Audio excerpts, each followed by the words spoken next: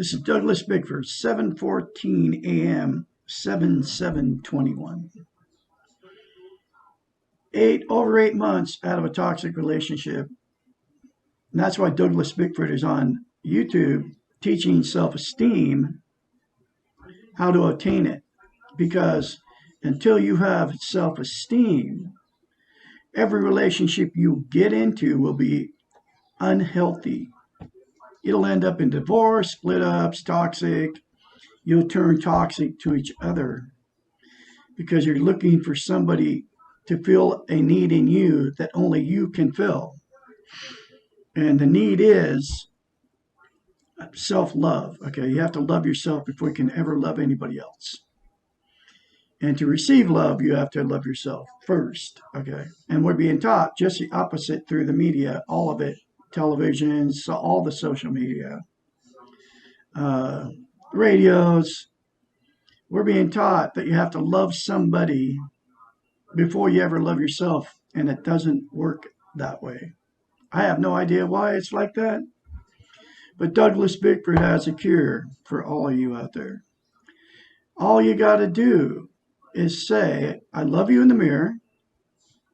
Say, I love my inner child. I'm going to nurture my inner child. And get the book, The Portable Therapist. It's in a link in the description of this video. This is where that's where that concept comes from. Okay. I added look at yourself in the mirror and say, I'm going to nurture my inner child. But Dr. Susanna McMahon, she has a doctorate in psychology. She's a psychiatrist, but she was a therapist her whole life, teaching people how to love themselves, along with a bunch of other healthy things for your mental health. Okay. And she knows what she's talking about. These concepts are not coming from Douglas Bickford. I learned them from her. Okay. And that very simple concept that say those two things in the mirror, get the book, The Portable Therapist, and your life will not be the same if you keep doing the concepts in the book. But the first two most important things to do are do it daily. Say it no matter how it makes you feel. Keep saying it.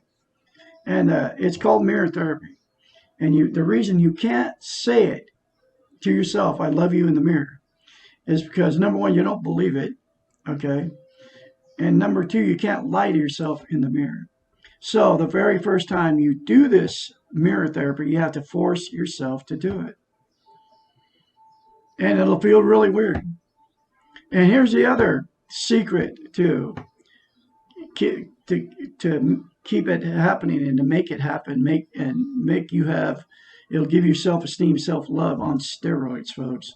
But don't tell anybody you're doing it, because they will criticize you. Then because of your low self-esteem, you won't do it. Okay. So, because self-esteem, to attain it and maintain it, has to be practiced.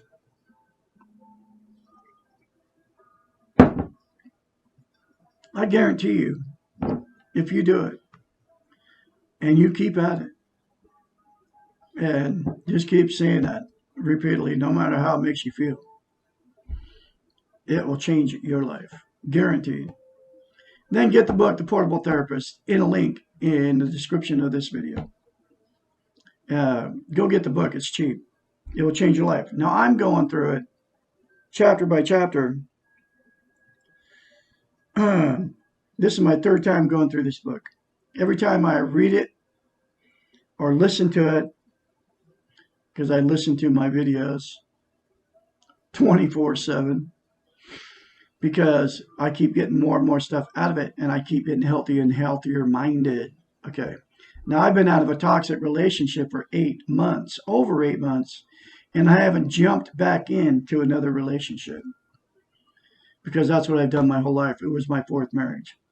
And it failed miserably because of neither one of us had self-esteem. Not her fault, not my fault, because neither one of us had self-esteem. It wouldn't work out. And it won't for you either. And you might be in a toxic relationship right now. And if you are, get out. And first thing you do, go look at yourself in the mirror and say, I love you. And say, I will nurture and love my inner child. I'll take care of my inner child. So, like, sub, and share these very important life-changing videos.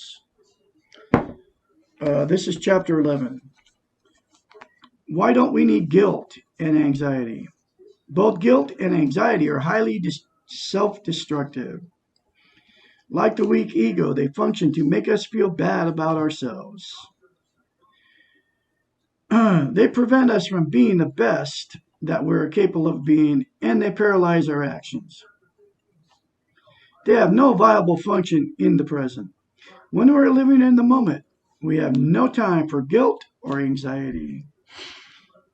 You can't live in guilt in the past, and you can't live in anxiety in the future because you have no control over either one. Okay. You can have goals for the future, just as long as you know that that could change because you could get sick, you could die tomorrow. Just as long as you realize that those are just goals. And if you have tomorrow, then you can make those happen. But you can't base your self-esteem on that, your self-love. And you can't change the past. Okay.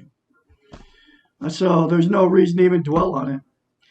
Learn from your mistakes and get on with life and quit what if, and all that stuff. Okay. Continue on here. When we are living in the moment, we have no time for guilt or anxiety. We are living our lives rather than judging our lives.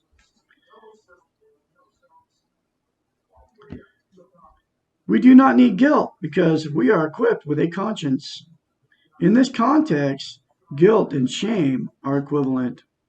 Our conscience tells us when we have done something wrong.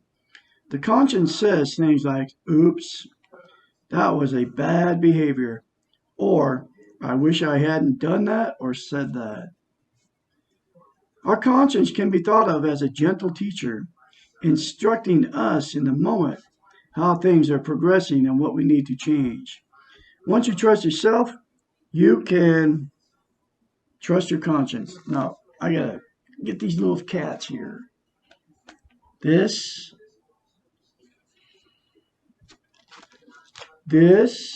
is Black Boy, and this is Sally. Okay? I love my kitty cats. They're very good pets. And if you got the money to take care of little kitty cats like this, then I suggest you get cats because they're very good pets, aren't you? They both sleep with me. Now, if you say I love you in the mirror and you say I'm going to nurture my inner child, you can have the same spirit that these little cats have, just running around all happy all the time, purring. I love you guys. Okay? All right. See? Are they cute? See? Are they cute or what? Anyway, that's two of my cats. I got 9 cats. 6 of them are kittens like these two. It's the best way to get a cat is when they're a kitten. I mean, you can't get them when they're not kittens. They'll work out, but people don't like cats and it's not good. Okay, anyway, we'll continue on here. Our conscience can be thought of as a gentle teacher instructing us in the moment how things are progressing and what we need to change. Once you trust yourself, you can trust your conscience. Guilt, on the other hand, can be thought of as a malevolent dictator. Guilt tells us that we are bad, that the sum of ourselves is inappropriate or evil or uncaring. Guilt takes one action or thought or feeling and generalizes it to the total person. Guilt allows us to feel overwhelmed and with negativity. Okay, you got to get down, buddy.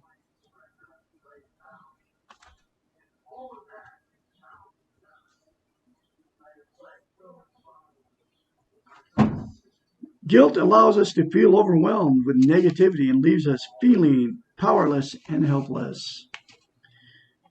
This is why it is such an effective dictator. It quickly assumes total control over your nature, behavior, your life. Guilt is also insidious. Think about that word. That's beyond evil. That's like Jeffrey Dahmer eating his victims. Okay.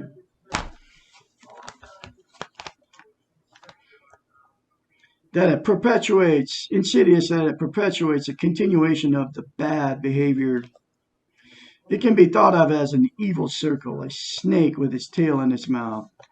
This is how guilt generally works. Number one, you do something that is unkind or uncaring or destructive to yourself or others. Something that you know or feel is wrong. You begin to feel guilty. The guilt grows. You are now feeling acutely and painfully guilty, and the pain is overwhelming. You begin to look for a release from all this pain. You start to externalize the reasons for your behavior. If he did this, then I wouldn't have done that, etc. You increase the externalizations until you have rationalized and justified your behavior. You believe our partner is the addict. The other is often codependent, and the blame for each other's behaviors falls on the other person because of the guilty cycle described above. The addictive thinking goes something like this.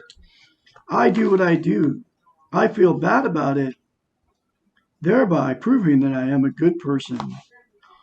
When the pain becomes unbearable, I transfer the guilt to you, thereby justifying my own behaviors and giving me a rationale to continue.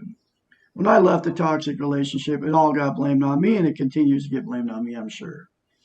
I've had no contact in 8 months. Okay, so I had no idea to the woman I married 4 years ago. So I have no idea what's going on, but I know that she's not getting help because she's still living with her mother. But I know that all of it got blamed on me. I went into therapy 3 times. Okay, and the third one was a marriage counselor for both of us. But I went in by myself twice because she was telling me, no, it's all your fault. Everything's your fault. You need to get help. I don't have a problem.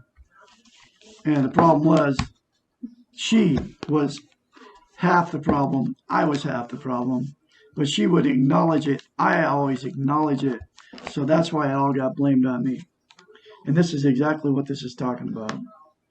So she would, because that's how she would transfer the guilt to me. Okay, her guilt, justifying her the way she was. Okay, the cycle only works to relationships in which we do not take responsibility for ourselves. We need to be responsible. We do not need to feel guilty. Take responsibility for your behaviors. Stop feeling guilty. Next time you feel guilty, stop. Tell yourself that you have done something you do not like. You will learn from this. Next time you will not do the same thing again. Thank your conscience. Reward yourself for taking responsibility. Let go of guilt. And that's exactly what I've done ever since I got away from her. Because we all are human and we all make mistakes. And so I have let go and love to that relationship and her toxic family that I lived with for 3.5 years. Anyway, I got to put him down. Go, black boy.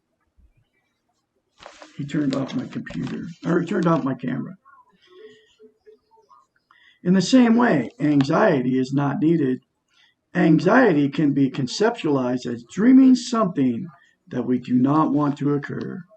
You know, people are taking anti-anxiety drugs, and it's very bad for you, those drugs. I know my ex-wife's husband, he lives in the future in anxiety. You don't even have to live in future and anxiety because the future hasn't happened yet. So they got him on pills. And all he'd have to do is look at himself in the mirror and say, I love you.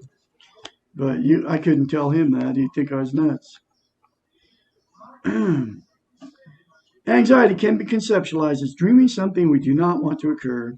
It is worrying about something that has not yet occurred.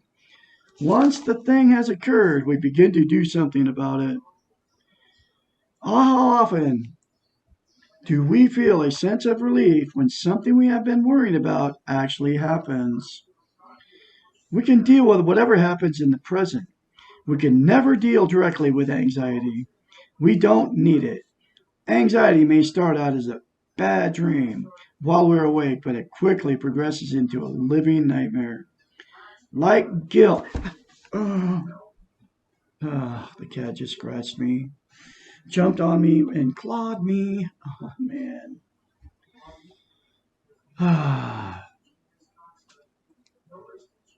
Like guilt, it takes us out of the present and puts us into a painful, discouraging, useless, time-wasting place.